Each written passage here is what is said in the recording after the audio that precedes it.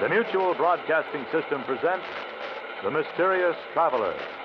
Written, produced, and directed by Robert A. Arthur and David Cogan. And starring tonight three of radio's foremost personalities, Ralph Bell, Louis Van Rooten, and Roger DeKoven in S.O.S.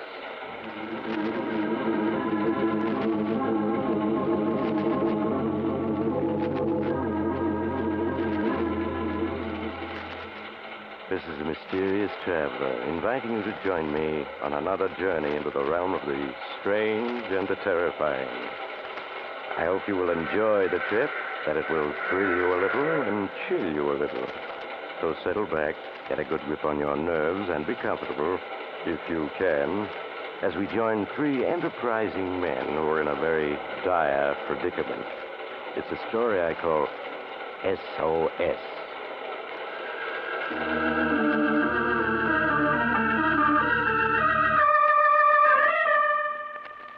My story tonight is about a group of unsavory individuals at the moment discussing a little unhappily their recent past. Yes, sir. Here we are, the three of us, adrift out here. How long is it now? How long, Mike? Let me alone. Ask Steve. He knows everything. Yeah, he sure does. Couldn't miss, he said. Couldn't miss. Still opportunities. You just had to recognize them. Isn't that what you said, Steve? Huh? Isn't that what you say? Shut up, Doc. Shut up. I've had enough of you. Look at him. Now he's going to turn on that automatic radio sender. Isn't that right, Shut up. Shut up. Do you really think someone's going to hear those signals? No, sir. We're adrift out here, but for good. You're wasting your time with that radio sender. No one's going to pick us up. Right, Mike? Stop bothering me. Let me alone. Yes. I can remember that day, Steve, when you first spilled the plan to us. Oh, you were the mastermind, all right. Remember, Steve, huh?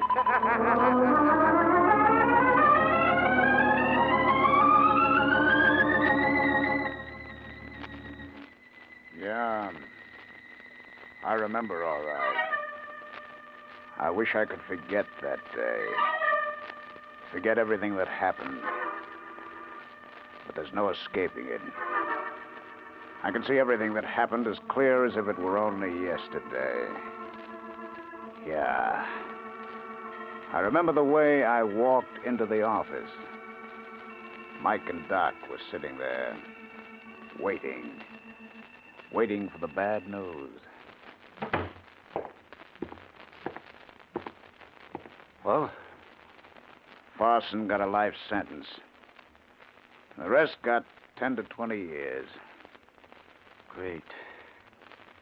Just great. I just can't get over it. Just can't.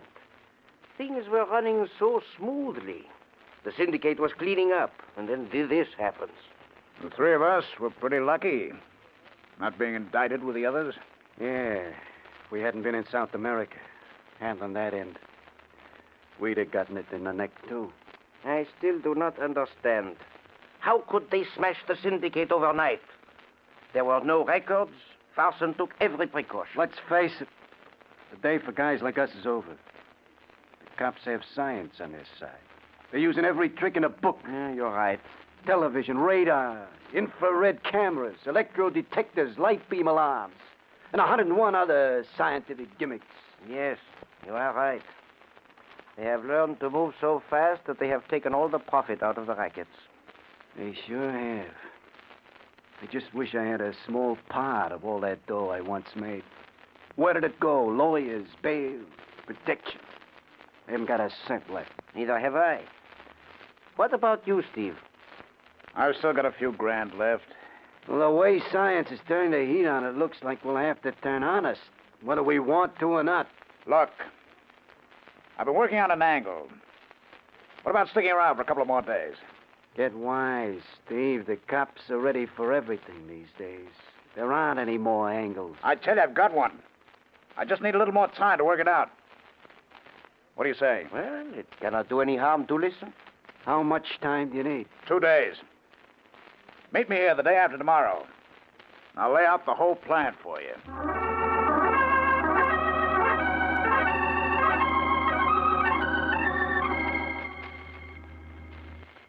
Well, Steve, you still got an angle? Or did it blow up in your face?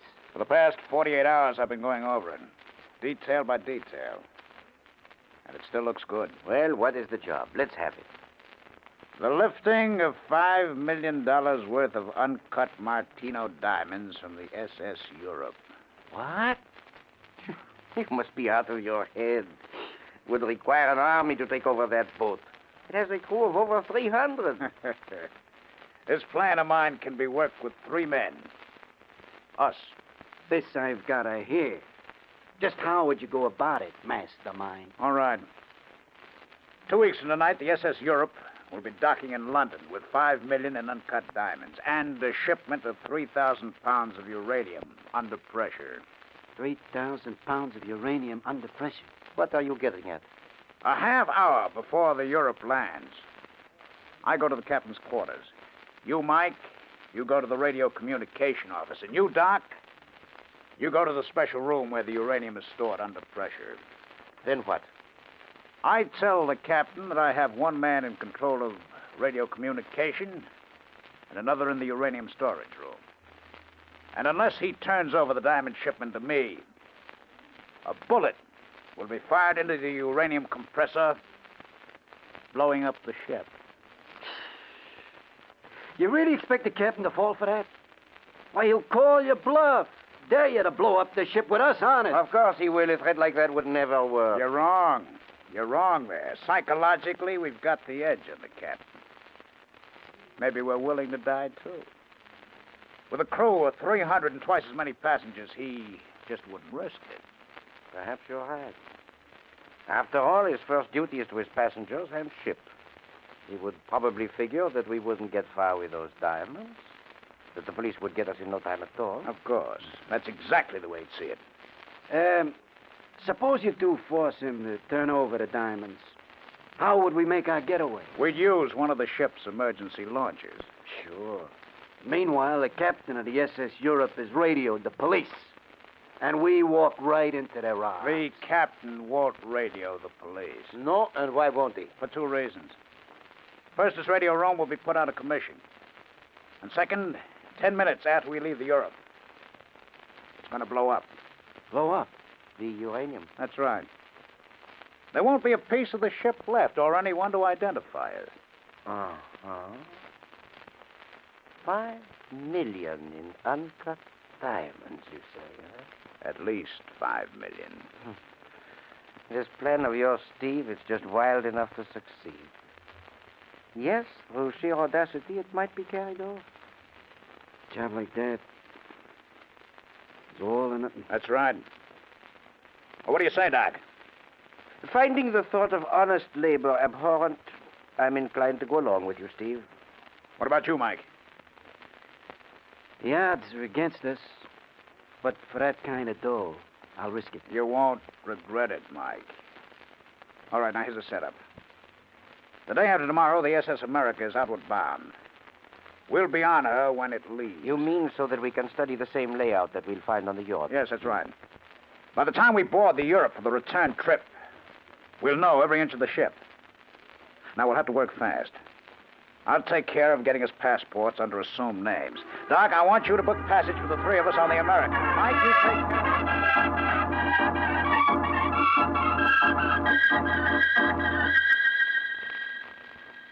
2 days later, Doc, Mike, and myself boarded the SS America using false passports. We pushed our way through the other passengers, mostly vacationists, to our cabin on B deck. While we were unpacking, the ship's whistle blew for all visitors to leave.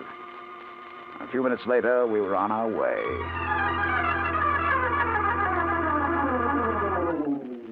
During the next 3 days, we covered the ship from one end to the other, taking pictures of the layout, learning the schedules of the crew. When we walked off after the 10-day trip, we knew everything there was to know about both liners.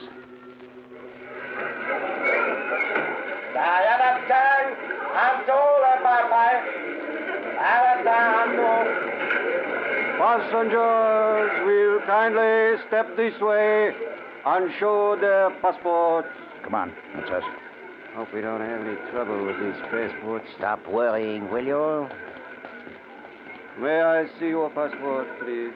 Here you are. Thank you. Richard Werby, born in Boston, United States. How long do you intend to stay here, Mr. Werby? About a week. Have you ever been here before? No, this is my first visit. Our laws are quite different than those of your country. You will do well to study this booklet, which is issued by my government. Thank you, I will. Your passport is stamped. You may pass. Thank you. I trust you enjoy your stay with us. Next passenger.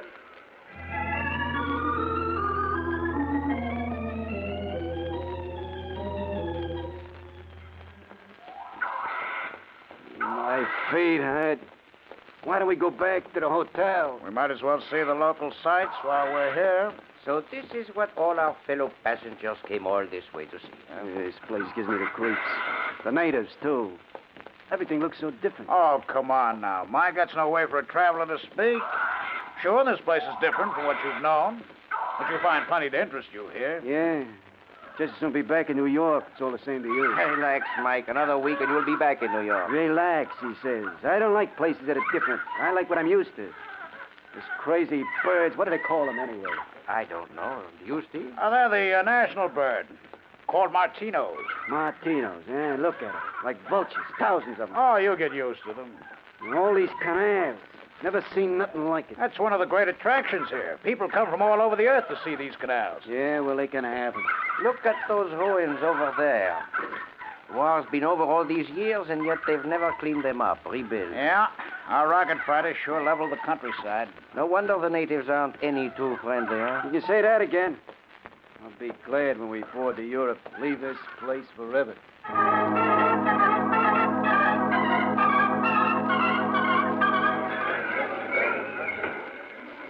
Le papa, da-da-tang, da-da-ta le papa. You check all our luggage? Yes, I went through the motions of looking like an anxious tourist. It'll be in our cabin when we go aboard. What cabin did we get, Steve? Cabin 32B.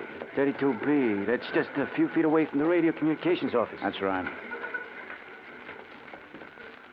Attention, please. Attention, please.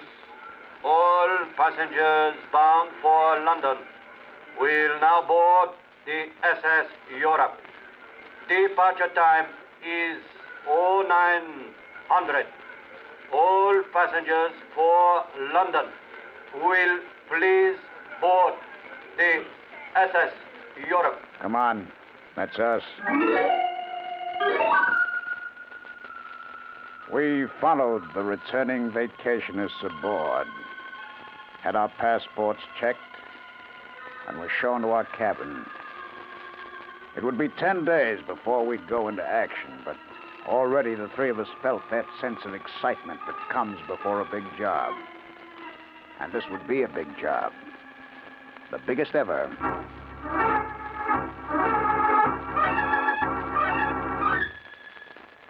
The minutes and the hours seemed to drag on that homeward trip. We checked the craft from stem to stern, and the layout was exactly like that of the SS America.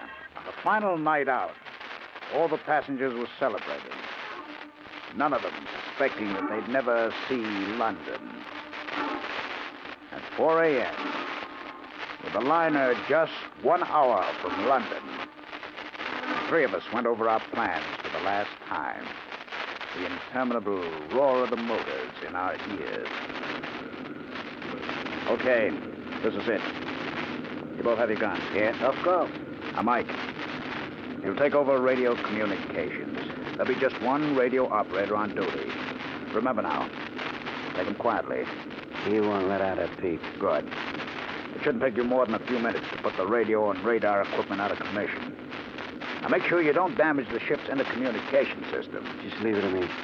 Doc, there's one crew member guarding the storage room where the uranium shipment is being kept. Once you've taken care of him, lock yourself in the storage room. Now, you don't come out until I give the signal. I understand. Now, have you got the demolition stick? It's right here. Good. I've explained how it works. When I rap on the storage room door, you plant the demolition stick under the uranium compressor where they won't be able to see it. Right. We'll have to move fast now. That explosive will go off 10 minutes after it's set. Will we be able to get far enough away before the explosion? Oh, yes.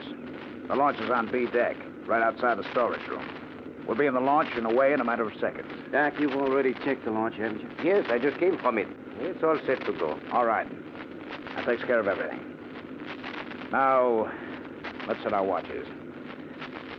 I've got 4:26, 45 seconds. 50 seconds. 55 seconds. 4:27. Right, check. Okay. Let's go. The three of us left the cabin and separated on the deserted and dimly lit deck. I walked to the nearest staircase and went up to A deck. There wasn't a soul in sight as I walked to the captain's quarters. It was exactly 4:29 a.m. I lit a cigarette, waiting. On the horizon, far ahead, I could see the lights of London. I could feel the liner losing speed. At exactly 4:30, I knocked on the captain's door. Come in. Oh, come in, Phillips. Are we ready? Oh. I thought it was Phillips, my first officer. No, Captain. I'm merely one of your passengers. I'm afraid you'll have to excuse me. I'm due in the control room. We'll be landing shortly. You'll have to hear me out Yes, first, but I've Captain. just told you. God. What's the meaning of this? Sit down, Captain. Now, see here. Sit down. That's better. Then what is it? You're carrying $5 million in uncut Martino diamonds. I want them. You must be out of your mind. I'm not alone in this, Captain. At the moment, this ship is at my mercy. It's your mercy. Yes. My men have taken over key positions on this ship. I don't believe you. That isn't possible. No? Well, just as a test, pick up the phone and dial the radio communications office. Go ahead.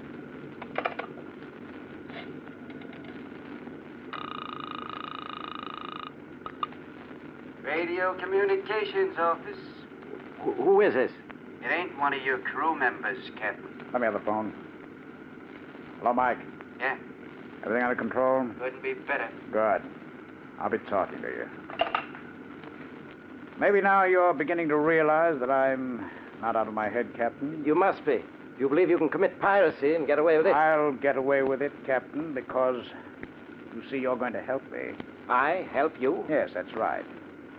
One of my men has taken over the storage room where the uranium is stored under pressure. You can't do that. Why, that pressure machine calls for constant care of an engineer. If the pressure falls below a certain point, the uranium will Oh, explode. take it easy, take it easy. That pressure machine is being looked after by one of my men. Nothing will happen to it. That is, if you do exactly as I say. You think I'm bluffing? You think I'm bluffing about the storage room?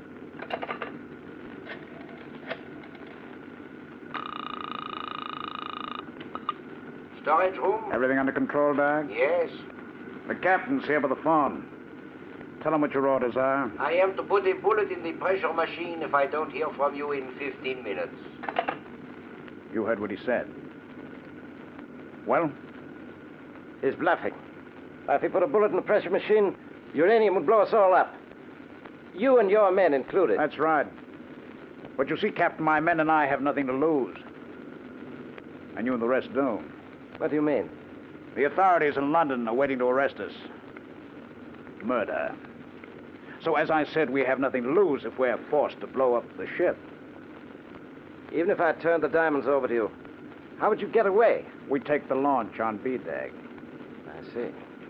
You've got 13 minutes left, Captain, before my man fires that bullet.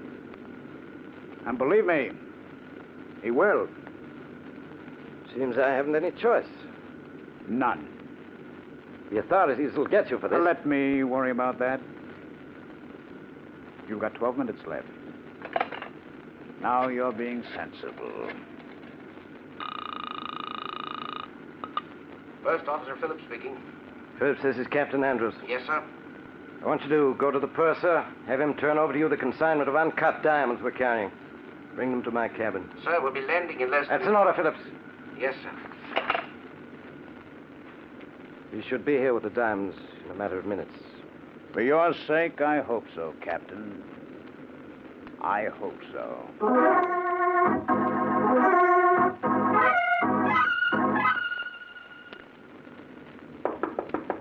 That must be Phillips now. Have him come in. Come in. I have the diamonds here, sir. Turn them over to this man. But, sir... Do as I say. The safety of the ship and our passengers are at stake. Yes, sir. Thank you. You don't mind if I look them over? What's this all about, sir? Seems that after many centuries, piracy has returned. Piracy, sir. Yes. All right, I've checked them. Now, Captain, if you and your first officer will escort me to B deck. Very well. Come along, Phillips. Yes, sir. After you, gentlemen. Our first stop will be the radio communications office.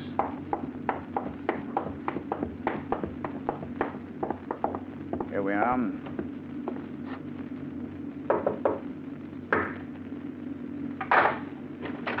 Come on out on deck, Mike. Everything all right? Yes, stuff's in this box.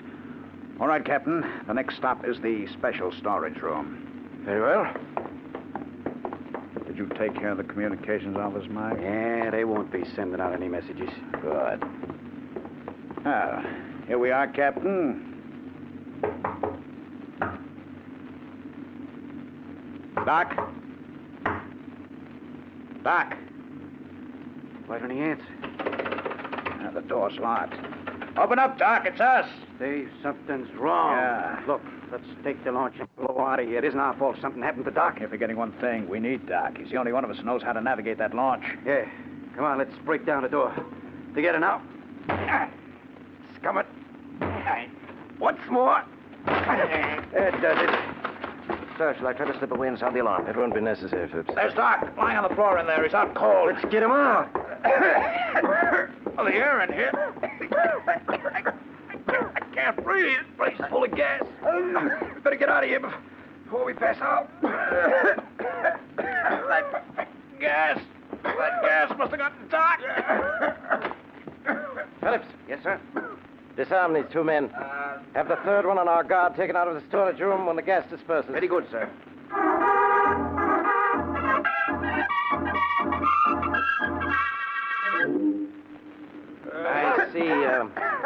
I see, Phillips, you've revived the third man, eh? Yes, sir. The three of them are all conscious again. And the guard? He's all right, too, sir. Oh, we found this, sir, in the third man's pocket. Demolition stick. As I see it, they were going to set it before they left the ship, sir. Blow up my ships and passengers, would they? Shall I put them in the brig, sir? Brig? No, Phillips. I'm not taking them into London. I'm dealing with them here. Now. Well, I don't understand, sir. This launch they were going to take, have it filled with concentrated food and water. Enough to last them for years. Very good, sir. Then I want the launch's motor completely demolished. Is that clear? Yes, sir. What? What are you going to do with us? You've attempted a crime unheard of for centuries. Piracy. I'm going to mete out the old punishment for it. I'm setting the three of you adrift. Adrift out here? No. No, you can't. You gotta take us into London. You got it. They're right, sir. It's your duty to turn them over to the police. You haven't the authority to... Mr. Phillips, pass judgment. out here I'm the law. You carry out my orders to the letter. Yes, sir. Captain, give us a break, will you? Don't set us adrift. It will be murder. That's what it will be. Murder. You can't set us adrift out there. You can't. I can and I will. You earned it.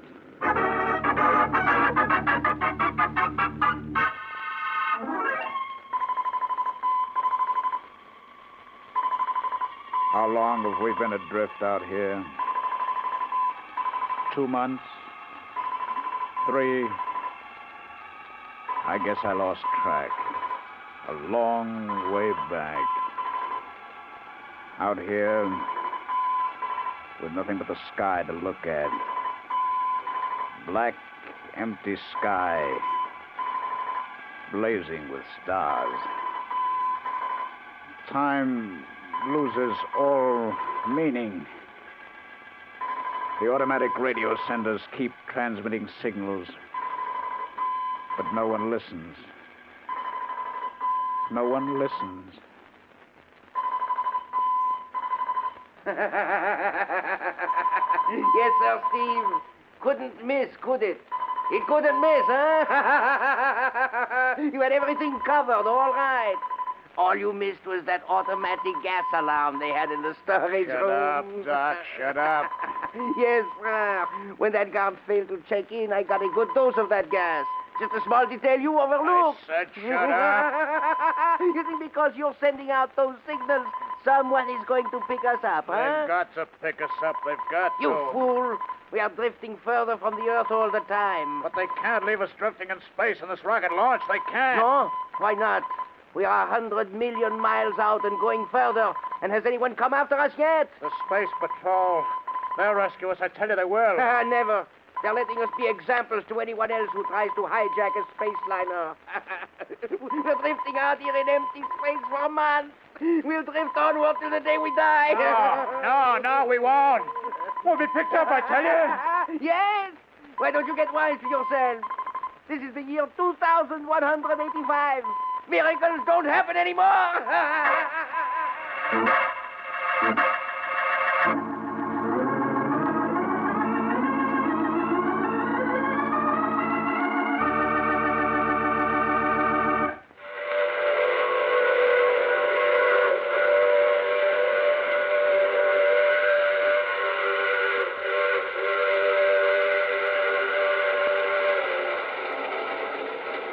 This is the mysterious traveler again.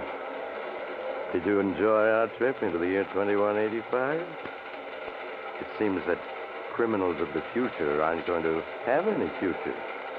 Not with science pitted against them. Poor Steve, Mike, and Doc. Imagine being adrift in space in a disabled rocket launch and being completely ignored. Yes, it seems that not only doesn't crime pay today, but it's going to pay even less in the year 2185. Oh, but that reminds me of my story for next week, The Big Dive. It's about a young man who figured out a perfect alibi for murder, but he forgot to take into account that if... Oh, you have to get off here. I'm sorry. But I'm sure we'll meet again. I take this same train every week at this same time.